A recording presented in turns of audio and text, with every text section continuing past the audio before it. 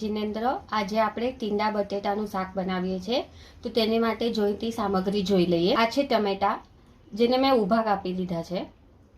આ કાંદા, એને પણ ઊભા કાપી લીધા છે. બટેટા છે, એ પણ ઊભા કાપી લીધા છે.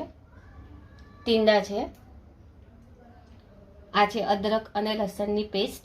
આ આમચૂર પાવડર છે. આ જીરા મસાલા પાવડર છે. લાલ મરચી, હળદર, ધાણા જીરું, રાઈ, મીઠું અને તેલ. ગેસ ઓન કરી દીધું છે. હવે આપણે તેલ નાખશું.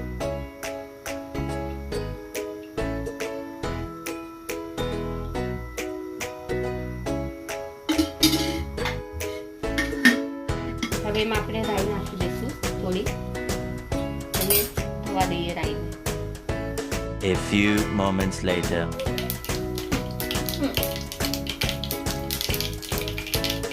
આપણી રાઈ થઈ ગઈ છે.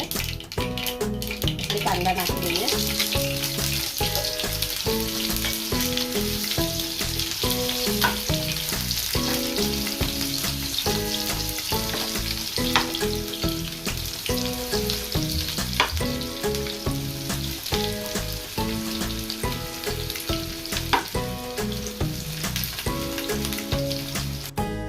હવે એમાં આપણે અદરક લસણની પેસ્ટ નાખી દઈશું.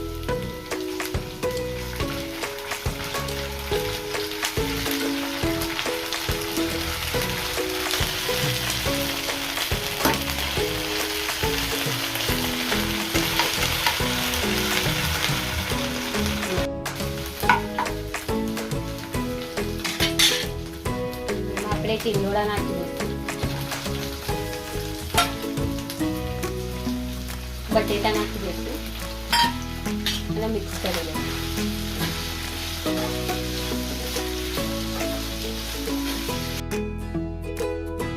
મીઠું નાખી દઈશું.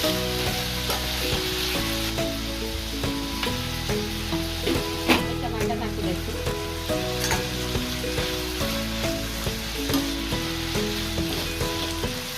સ્લો કરી નાખશું અને ઢાંકી દઈશું.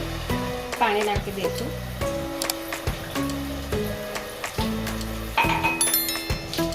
એ જોઈ લઈએ આપણી સબ્જી કેટલી થઈ છે.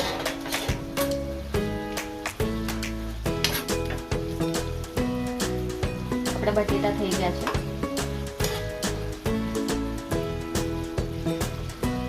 હવે એમાં મસાલા કરી દઈશું.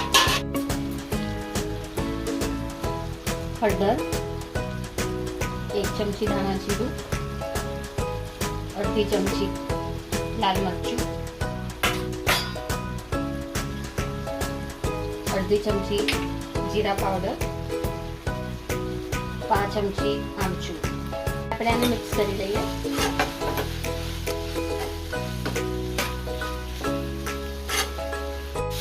તો આપણી તૈયાર છે આ ટિંડોળા બટેટાની સબ્જી.